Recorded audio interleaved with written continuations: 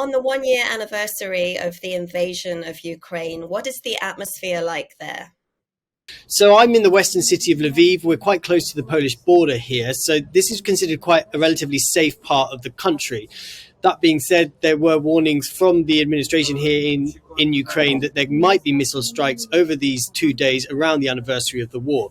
So yesterday and today, schools have been cancelled. We've seen a lot of people working from home, and the city centre is a lot quieter than it was earlier on in the week. The atmosphere is one of, bracing themselves for what might be an escalation on the anniversary, though that has not yet played out, and also kind of a time to sort of reflect on the last year. A lot of people have been talking about what they were doing this time last year, how they woke up to the news, what they were doing before the war. So yeah, it's a time of sort of bracing themselves for what's coming next, but also reflecting on the past year.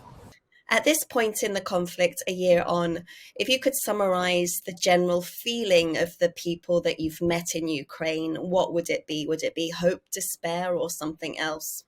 I think there's a lot of hope and a lot of despair. There's a lot of hope and encouragement that they have lasted a year. Remember when those tanks rolled in from Russia this time last year, everyone expected Kyiv to fall within 72 hours. It's now been a year and Ukraine looks like it has the upper hand, although it's still bogged down on the front line towards the country's east. But at the same time, there is still an unbelievable amount of grieving, despair, loss in the country. It's now been a year of fighting a bloody war. The estimates of how many soldiers have died could be anywhere, between tens of thousands up to 100,000. And there's also at least 8,000 civilians have been killed and millions of Ukrainians have been displaced.